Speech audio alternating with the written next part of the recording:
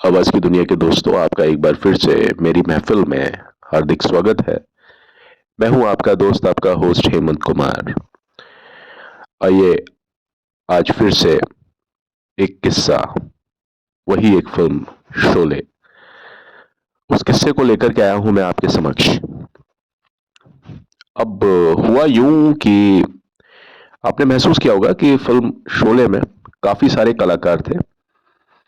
संजीव कुमार साहब, अमजद खान जी, अमिताभ बच्चन, धर्मेंद्र और जया बच्चन, हेमा मालिनी, और फिर कैरेक्टर आर्टिस्ट बहुत सारे थे उसमें। आप जान करके ताज्जुब करेंगे कि शोले ने कोई ज्यादा समय नहीं लिया बनने में। 2.5 साल में वो फिल्म बनी, लेकिन ऐसा नहीं था कि वो फिल्म बन करके पड़ी रही और फिर उसको रिलीज होने में दिक्कत आ रही थी। ऐसा नहीं था। उसकी मेकिंग में, उसके बनने में ही करीब 2.5 साल लग गए और बनने के तुरंत बाद उसको रिलीज किया गया। तो आप समझ सकते हैं कि सेट पर क्या आलम रहता होगा, क्या माहौल रहता होगा। और एक एक चीज सेट पर अपने हाथों से बनाई गई थी। वहां पर इतने सारे आर्टिस्ट को उस समय काम मिला था, ट्रॉली मेकर्स को काम मिला और टेक्नीशियंस को काम मिला फिल्म शोले की वजह से। बेंगलोर में उस जगह को बसाया गया जिसे आज रामनगरम के नाम से जानते हैं, वो शोले फिल्म की ही देन थी। सड़कें बनाई गई वहां पर, हर छोटी बड़ी चीज का ध्यान रखा गया। और वो जो लोकेशन थी जहां पर ये सारी चीजें हुई, आपने एक एक सीन को वहां देखा। कुछ सीन थे जो नटराज स्टूडियो में मुंबई में शूट किए गए। बाकी उनके अलावा ये जो फिल्म की जो मैं बात कर रहा हूं, इसके अधिकांश से ज्यादा जो सीन थे वो सब लोकेशन पर ही शूट किए गए थे, जिसका नाम था रामनगरम। और ये जगह 80 मील के लगभग दूर थी उस सिचुएशन से, उस होटल से जहां पर ये रहा करते थे।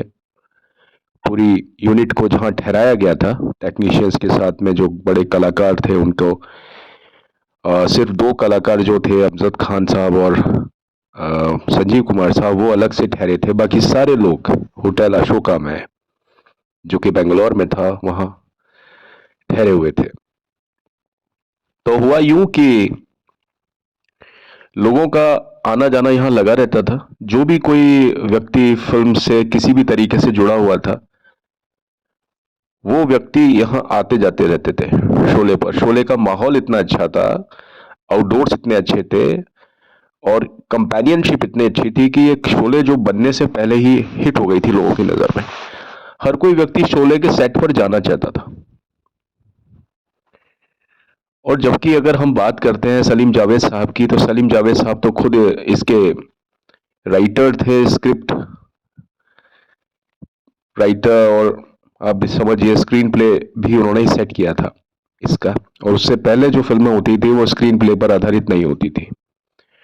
अब बिना स्क्रीन प्ले की फिल्में और स्क्रीन प्ले के साथ वाली फिल्में, इनके बीच का मैं अंतर या डिफरेंस आपको अगली किसी वीडियोस में बताऊंगा। तो जावेद अख्तर साहब को भी जब मौका मिला तो वो लोकेशन पर पहुंचे और पूरा दिन सेट पर शूटिंग देखना, मौज मस्ती और गपशप, यारी दोस्ती। और शाम को होटल पहुंचते पहुंचते इतने ज्यादा चकनाचूर हो जाया करते थे ये लोग, थक करके। 80 मील्स माइल्स की ड्राइव, और उसके बाद में होटल में पहुंचना, और वहां पर भी फिर शेरो शायरी और महफिलों के दौर। ये कुछ ऐसा चलता था इन लोगों के बीच में। वहां एक चीज को महसूस किया गया कि फिल्म में जो वीरू का किरदार है, जो कि धर्मेंद्र अभिनीत कर रहे थे, वो किरदार थोड़ा सा स्ट्रेट जा रहा था, फ्लैट जा रहा था। उस किरदार में ज्यादा कुछ करने के लिए महसूस हो नहीं रहा था कि भाई इस किरदार से ऐसा क्या कराया जाए ताकि फिल्म में थोड़ा सा लगे कि हाँ भाई वीरू की प्रेजेंस फील हो, उसकी उपस्थिति महसूस हो। ठीक है, वीरू का एक एक है स्टाइल है भाई उसमें कि वो गब्बर सिंह से भिड़ता है अपने दोस्त जय के साथ में, जो कि अमिताभ बच्चन साहब ने अभिनीत किया था वो। और बड़े ही जीवंत, इतना अच्छा कोई ना कर सका है ना कर पाएगा, मुझे ऐसा लगता है। और इस बात से आप भी एग्री करेंगे, जो ये आपस की केमिस्ट्री थी और ये वास्तव में जय जय और वीरू की जो दोस्ती, लगता है कि भाई ये वास्तविक कोई कैरेक्टर रहे होंगे जिंदगी में। तो धर्मेंद्र साहब का जो कैरेक्टर है वो थोड़ा फ्लैट जा रहा था। इन्होंने महसूस किया कि यार सेकंड हाफ में धर्मेंद्र के लिए करने को कुछ भी नहीं है, और धर्मेंद्र से कैसा क्या कराया जाए ताकि थोड़ा सा फिल्म में थोड़ा पंच इफेक्ट आए, क्योंकि ये किरदार भी दमदार है। तो हर एक किरदार का अपने आप में थोड़ा सा एक दम लगना स्वाभाविक, मतलब उसमें वो स्वाभाविकता आनी जरूरी होती। जय के साथ में ये था कि जय को लास्ट में मारना था इनको, तो ऑटोमेटिकली उस जगह पर जय का किरदार उभरता। गब्बर सिंह पूरे फिल्म में छाए रहे, उनका किरदार उस तरीके से उभर रहा था। और संजीव कुमार साहब पूरे परिवार का जब कत्ल हो जाता है तो वो फिर किस तरीके से बदला लेते हैं, और आ, वो सारी जो चीजें हैं उनकी योजनाएं किस प्रकार होती हैं कि वो शहर से दो चोरों को बुलाएंगे और कांटे से कांटे को निकलवाएंगे, वो इस तरह से चीजें। तो सभी कैरेक्टर को तो ठीक है, एक उसमें एक पोटेंशियल शो किया जा रहा था, लेकिन जहां तक बात धर्मेंद्र की थी तो ऐसा लग रहा था ये कैरेक्टर कुछ फ्लैट जा रहा है। अब इसको थोड़ा सा रिदम में लाने के लिए, थोड़ा मोमेंट देने के लिए, मोमेंटम देने के लिए ऐसा क्या किया जाए तो लगे कि हाँ कुछ। तो इन्होंने महसूस किया कि भाई एक काम करते हैं कि एक ऐसा कोई परिस्थिति बना देते हैं फिल्म में कि धर्मेंद्र जो है वो पानी की टंकी पर चढ़ जाएंगे। परिस्थिति बनाई गई साहब। अब परिस्थितियां ये होती हैं कि सब परिस्थिति ये बनाई जाए कि वीरू के दोस्त जय को भेजा जाए बसंती के घर पर, बसंती का हाथ मांगने के लिए। और बसंती का हाथ मांगा जाएगा, और बसंती की जो मौसी है वो मना कर देंगी। और अंततः यही हुआ कि जय ने बात को कुछ ज्यादा ही इतना अच्छे तरीके से समझाया, साफ बना करके बात को। और शायद उनको इस बात का पूरा अंदाजा था कि भाई अंततः मैं चाहे कुछ भी बोलूंगा पर्दे पर, अपने दोस्त के खिलाफ बोलूं चाहे उसके समर्थन में बोलूं, लेकिन वीरू के साथ में ही बसंती के अंत में शादी होगी। चाहे जय का जो किरदार है वो अंत में जिंदा रहे या ना रहे, लेकिन लोग इस बात को जरूर मानेंगे कि भाई वीरू की शादी अगर होगी तो बसंती के साथ में ही होगी। इसलिए वो कुछ भी बोल करके वहां आ जाते हैं, और उससे मौसी खफा हो जाती है। और फिर वो वजह आती है, वो वजह पैदा होती है कि जो वीरू है यानी धर्मेंद्र है वो पानी की टंकी पर चढ़ेंगे और उनको ब्लैकमेल करेंगे कि साहब या तो मेरी शादी बसंती से करा दो, नहीं तो मैं इस टंकी से कूद करके अपनी जान दे देता हूं। जैसा कि उन्होंने बोला सुसाइड कर लेता हूं। सुसाइड देखिए वो कैसे बोलते हैं। तो अब ठीक है साहब, परिस्थिति भी पैदा कर ली उन्होंने, टंकी पर भी चढ़ा दिया, लेकिन अंत में बात यह है कि भाई बोलेगा क्या वो ऐसे कैसे, कौन से डायलॉग्स बोलेगा जिससे कि मजा आए, जिससे कि कुछ पंच क्रिएट हो कहानी में। क्योंकि धर्मेंद्र साहब अपनी कॉमेडी के लिए भी जाने जाते थे, और इससे तुरंत पहले उनकी फिल्म आई थी सीता और गीता, उसमें भी कुछ कॉमिकल पंचेस थे। और कई फिल्में इनकी धर्मेंद्र की आप देखिएगा, कॉमेडी में जो सामने वाला कलाकार होता है ना उसको एक खा जाते हैं। इतनी जबरदस्त अच्छी कॉमेडी कॉमिक टाइमिंग होती है इनकी।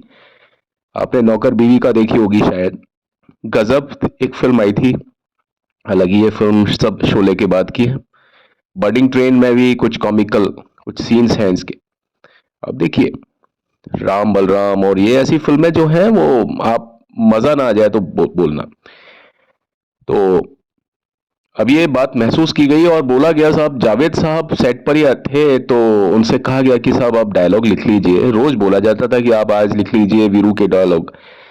और जावेद साहब भी तुरंत प्रभाव से हाँ लिख लूंगा। अरे लिख लीजिए साहब, उनके डायलॉग थोड़ा सा देख लीजिए।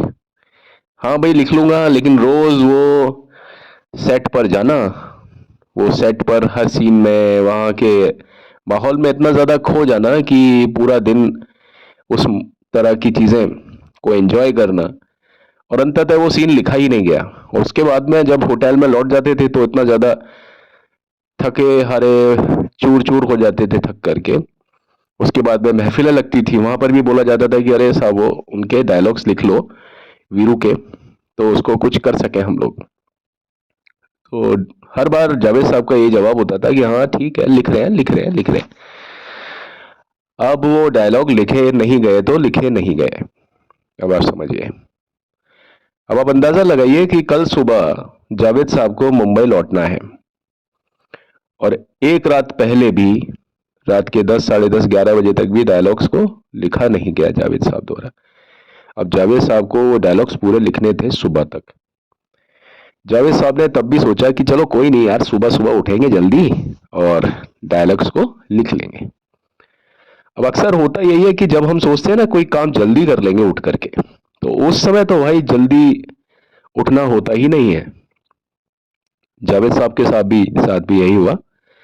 वो ये सोच रहे थे कि भाई सुबह जल्दी उठ लेंगे, हुआ शायद अलार्म वगैरह भी लगाया होगा उन्होंने, लेकिन जो होना था सो होना ही था।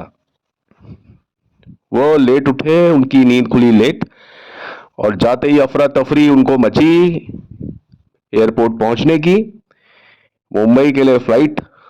फ्लाइट को तो ना तो कैंसिल किया जा सकता था, उनका जाना बहुत जरूरी था, ना उसको मुलतवी किया जा सकता था। अब साहब जावेद साहब की टेंशन बढ़ गई। जावेद साहब ने कहा कि अब क्या करें, डायलॉग्स लिखना बहुत जरूरी है, और उस समय कोई फैक्स का और कोई व्हाट्सएप का और इसका कोई जमाना था नहीं। हाथों हाथ चीजें कागज पर लिख के देनी पड़ती थी, ऑफलाइन देनी पड़ती थी। ऑनलाइन का कोई कोई कोई व्यवहार, कोई व्यवस्था थी नहीं, कोई चक्कर ही नहीं था ऑनलाइन का। अब आप समझिए, उन्होंने सोचा है चलो यार एक अंतिम कोशिश मैं करता हूं, और शायद मैं कार में जब जा रहा हूँ ना होटल से, होटल अशोका से जब मैं एरोड्रोम यानी एयरपोर्ट में जा रहा हूँ बेंगलोर, उस रास्ते के बीच में मैं इन डायलॉग्स को लिख लूंगा। डायलॉग्स को उन्होंने वो लिखना शुरू किया। लेकिन कार में आप देखिए माहौल कैसा होता है, कई बार झटके लग रहे हैं, कहीं कुछ हो रहा है, वो सारी चीजों के बीच में उन्होंने डायलॉग्स को लिखना शुरू किया। उनकी राइटिंग कैसी जा रही होगी आप समझ सकते हो, और बातचीत भी चल रही होगी उनके सेक्रेटरी से या कुछ और इधर उधर की। अब आप देखिए इस पूरे डिस्टरबेंस में उन्होंने उन डायलॉग्स को लिखना शुरू किया, जो आज आप मूलतः वीरू को बोलते हुए देखते होंगे जब वो पानी की टंकी पर चढ़े थे। वो डायलॉग्स लिखे गए, वो डायलॉग पूरे भी नहीं हुए थे, आधे में ही था, जब तक कि वो गाड़ी जो थी उनकी एरोड्रम पहुंच गई, यानी एयरपोर्ट पर पहुंच गई। तब तक भी पूरे डायलॉग्स नहीं लिखे गए। अब आप समझिए कि बोर्डिंग पास वगैरह सब कुछ तैयार है, फ्लाइट जाने का अनाउंसमेंट हो चुका है, फ्लाइट छूटने ही वाली है, किसी भी पल जा सकती है 10-5 मिनट में। और उनके पास में वार्निंग पर वार्निंग आ रही है जावेद साहब के साथ में, और जावेद साहब अंत में जो डायलॉग्स हैं वो अपनी जो जो हम बहुत जबरदस्ती में लिखते हैं तो हमारी राइटिंग कैसी हो जाती है, बड़ी फटी टूटी राइटिंग हो जाती है। उन्होंने उस कागज को, जिस कागज पर वो लिखते हुए आ रहे थे पूरे कार में बैठ करके, उसको बाहर निकल करके उस कार के बोनेट के ऊपर उन्होंने लिखना शुरू कर दिया था वैसे, और लिखे जा रहे थे लिखे जा रहे थे लिखे जा रहे थे, राइटिंग की कोई परवाह नहीं थी। और उधर उनके पास अनाउंसमेंट हुआ जा रहा था कि जावेद साहब फ्लाइट छूट जाएगी, आप फटाफट इसको रखिए, कुछ भी हो जाए आप आइए, फटाफट आइए फटाफट आइए। जावेद साहब ने कहा मैं बस सिर्फ 2 लाइन 2 लाइन 2 लाइन 2 लाइन करके उन्होंने फटाफट फटाफट उस पूरे डायलॉग को लिखा, और अंत में उसको डॉट लगाया और राहत की सांस ली। और जावेद साहब ने उनके जो असिस्टेंट हुआ करते थे खलील साहब, जो कि इनके लिखे हुए जावेद अख्तर और सलीम खान साहब द्वारा जो लिखा जाता था उनको फेयर करने का काम इनके जो असिस्टेंट होते थे खलील जी, वो किया करते थे। अब आप समझिए कि खलील को ये डायलॉग्स के का जो पेपर था वो दिया गया, क्योंकि खलील साहब उस समय बेंगलोर में ही थे, और वो डायलॉग दोबारा से चेक भी नहीं किया। जो डायलॉग लिखे गए जावेद अख्तर ने, जावेद साहब ने, वही के वही डायलॉग आज वही है, एक एक शब्द वही है जो कि धर्मेंद्र द्वारा बोलते हुए आप देखते हैं फिल्म में। वो डायलॉग कुछ इस प्रकार है, one I that, police coming, बुढ़िया गोइंग जेल, इन जेल बुढ़िया चक्की पीसिंग एंड पीसिंग एंड पीसिंग एंड पीसिंग, धर्मेंद्र बोलता है। फिर वो मौसी होती है लीला मिश्रा, वो बोलती है कैसी बीमारियां आएंगी, जब कोई प्रेमी जान देता है तो भयंकर तरह की मुसीबतें बीमारियां आती हैं, ये धर्मेंद्र बोलते हैं। मौसी बोलती है कैसी बीमारियां आएंगी, तो बोलता है चेचक, हैजा, और ये सब इस बुढ़िया की वजह से आएंगी। तो वो सारे जो डायलॉग्स है ना, जिसमें आपको बड़ी हंसी आती है, आपको ऐसा लगता है कि पता नहीं कितनी बार उसको लिखा गया होगा, कितनी बार इम्पोवरिश किया होगा, कितनी बार उन डायलॉग्स को मतलब पॉलिश किया गया होगा। एक्चुअली वो डायलॉग्स जो लिखे गए थे ना, वो बड़ा तुरंत फुरत में लिखे गए थे, और उसको एक बार भी फेयर नहीं किया गया, और वो डायलॉग बिल्कुल मूलतः वही है जो कि बोनेट पर लिखे गए थे, उसको नहीं किया गया एक बार भी चेक, और आज वो कल्ट है डायलॉग्स। जब भी कभी धर्मेंद्र की हास्य भूमिका की बात आती है, अगर ये चीजें नहीं सुनाई जाती तो लगता नहीं है कि धर्मेंद्र के बारे में वो पूरी कोई डॉक्यूमेंट्री है जो कि उनको बताती है कि एक हास्य कलाकार भी है। तो आप देखिए, ये एक संस्करण, ये एक मैं आपको बताऊं, एक किस्सा था जो कि शोले से जुड़ा हुआ था, जिसमें ये मैंने आपको बताया आज कि भाई जो उसके संवाद थे वो अमर हुए, लेकिन उन संवादों के पीछे की जो कहानी है, कुछ संवाद ऐसे थे जो बड़ी तुरंत फुरत में लिखे गए थे। और जावेद साहब का अक्सर यही है कि भाई वो चीजों को जब बहुत ज्यादा तुरंत फुरत में लिखते हैं तो बहुत अच्छा लिखते हैं। शायद क्रिएटिव लोगों के साथ में यही होता होगा, मैं ऐसा समझता हूँ।